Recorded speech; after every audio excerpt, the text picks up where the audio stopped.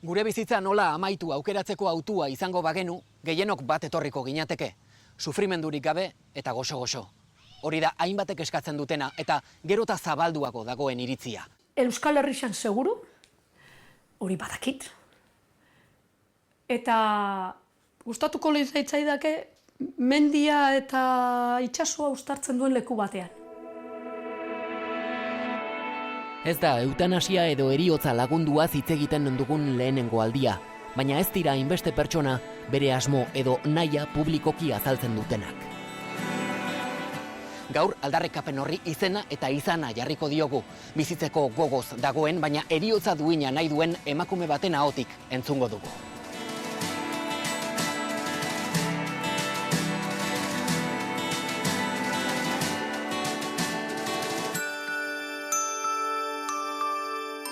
Etxera sartu garenean eta galdetu dizugunean zen moduz esan duzu, bizirik. Betik esan dut hori. Niri minbizia neukala esan ziatenean, nik esan eban, honeken hau hilko. Bueno, segurazki bai, baina ez diot utziko borrokatu barik. Orduan ni gerran nau, ni minbiziarekin gerran nau. Eta bizirik esaten duzun bakoitzean zer sentitzen duzu? Ba, biziri nahuela. Eta disfrutatuko dudala ondo nagoen neurrixan, aldudan guztia. Gaixotasuna senda ezina dela noiz esan dizute? Duela 3 urte ixe. Hor ja esan ziaten, 2 urte eta 5 urte bitarteko bizia geratzen jatzu. Eta esan utzan nire onkologali Mikel, ez, geixo ingo. Eta nire retoa da, ganera, ni 61 jaio nitzen. Bai? Orduan, 57 urte ditut, eta nik gutxienez 61 bete behar ditut. Eta ama ere 61ekin galdu neban, eta orduan, ez dakit, zenbaki horrekin bat dutolako. Ez dakit, konezio bat.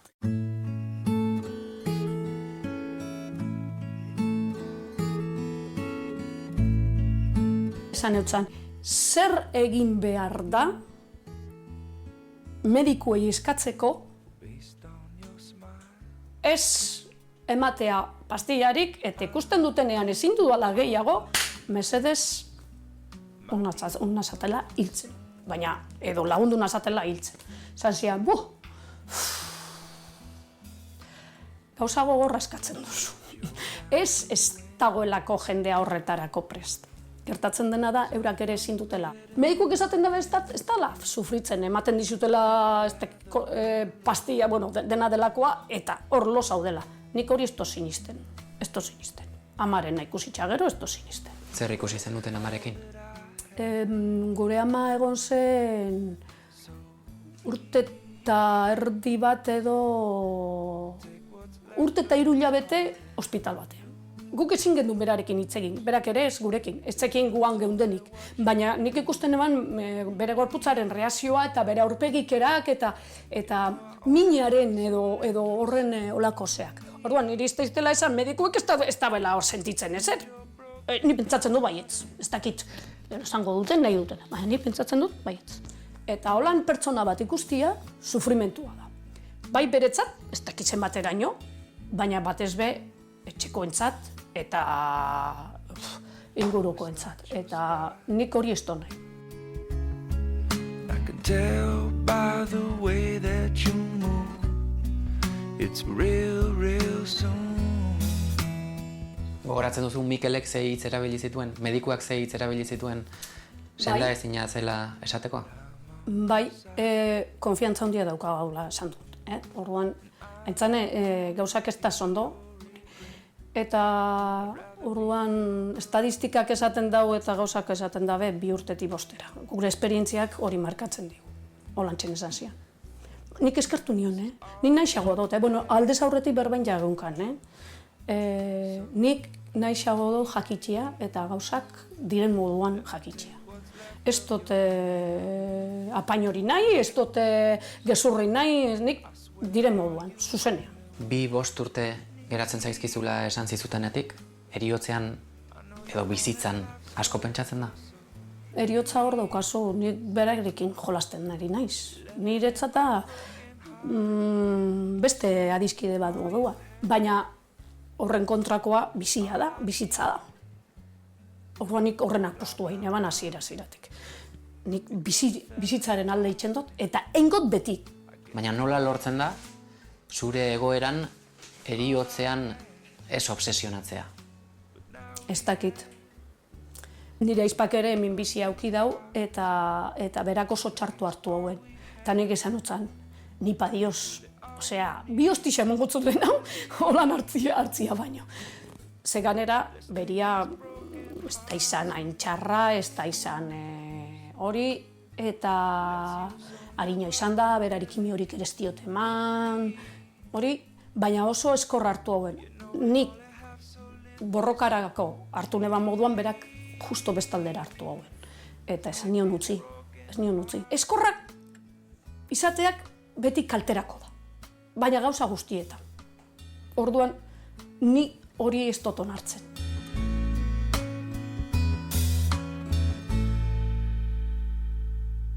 Nola esaten zaio senarrari edo aizpari 2-5 urte eman dizkiate?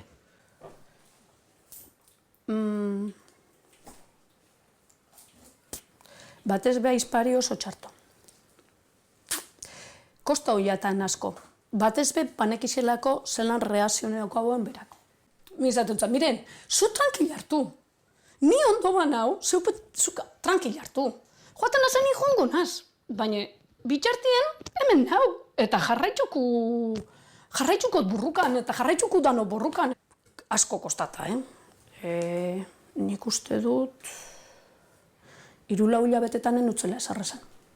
Eta gogoratzen duzu zein izan zen aizparen erantzuna? Bakarrik itxiko nauzu. Errealitate hutsa da. Beti komentatu izan da, hori, ama gazte galdu gendun, gero aitxe galdu gendun, eta, ostia, gu bakarri bizi izan gara. Eta, horrek emozionatu itxen hau gehiago, nire gaixotasuna baino. Aizpa bakarrik ustea da zure kezka nagusia? Bai. Begira nondik aizpa bakarrik iztea da. Kezka nagusia. Bai, holantzen da, eta ez da horiket inungo problemaik. Eta horrek laguntzen dit ere borrokan. Ez dut nahi. Horan, igual da egoista izatea, baina itxi nahi ditut igual gauzak bere lekuan. Antolatuta. Nik uste dut golpian galtzia pertsona bat gogorra dala. Utzunea usten dizulako. Eta berriz galtzea pertsona bat gaixotasun batek eruaten daudelako, gaixotasuna gogorra danian, eta inbeste min, oinaz eta hori pasatzen duzunean, norberak ere eskatzen du pakea. Bai gaixo dagoenak eta baitxe ingurukoek ere. Eta nik uste dut, pentsatu nahi dut, aiztiek ere ikusitzen ni denbora askuen borrokan egon nazela, pentsatu gurot beste era batera hartuko dauela. Pentsatu gurot, ez dakit.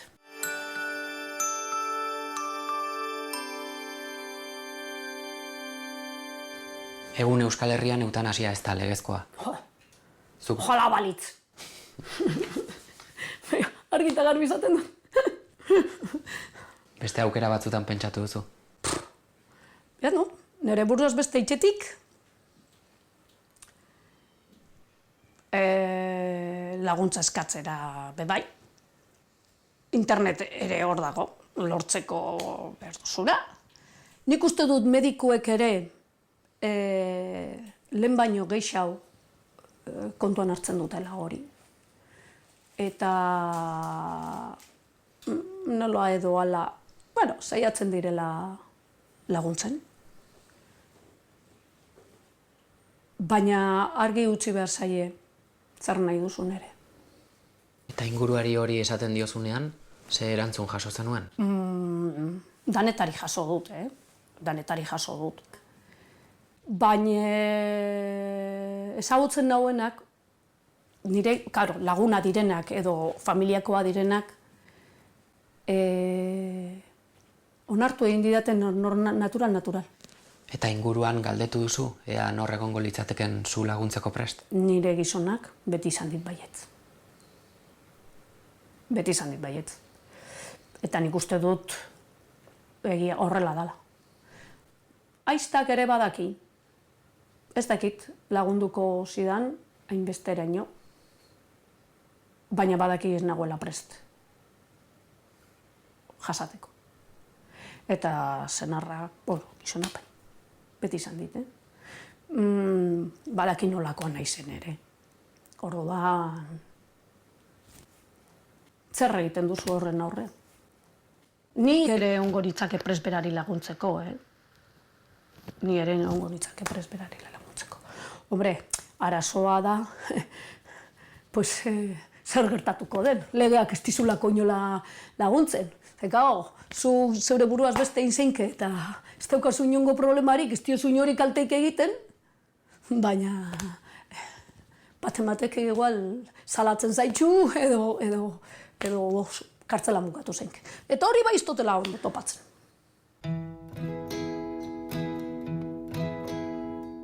Gaur egunean, oraindik dago kode penalean 153. artikulua, eta berak ez du onartzen persona bati hiltzen laguntzea. Hori delitua da gaur egunean. Eutanasia eta heriotza duina eztabaidagai dituzte une honetan Espainiako Kongresuan. Eutanasia legeztatzearen aukerari ate bat ireki berri diote. Urteak dira aldarrikapen hori kalean dagoela, eta geroz eta gehiago dira horrekin bat egiten dutenak. Enkuestak diote 84% edo badirela gaur egunean populazioaren barruan eutanasia eta suizidio laguntua defendatzen dutenak.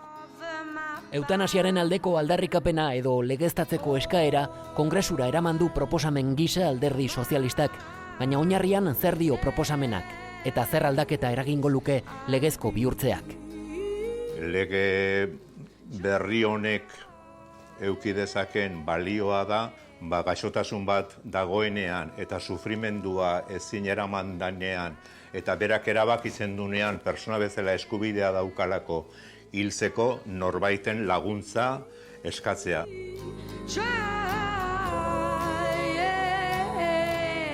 Marra gorriak non dituzu jarrita? Nere ahuldadean, nere ezintasunean.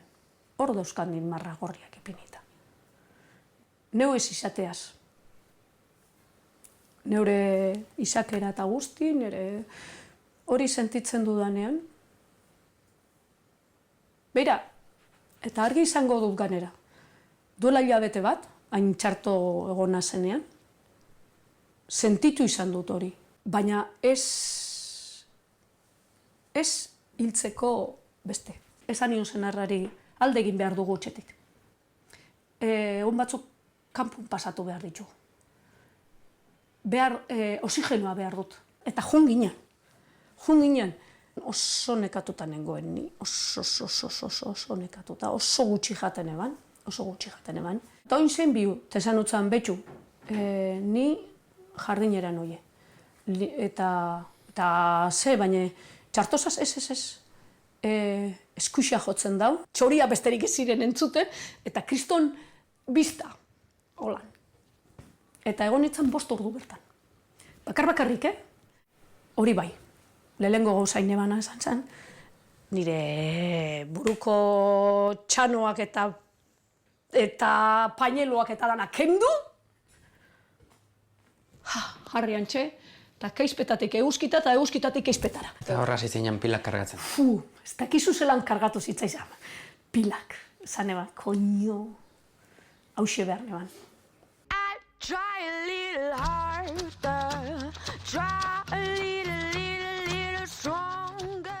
Non eta nola hiltzea gustatuko litzaizuke, aintzane? Euskal Herrixan seguru, hori badakit.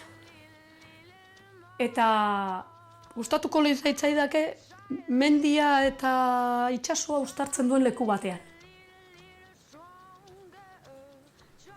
Inoiz pentsatu izan dut, baina hori niretzako gordeko dut.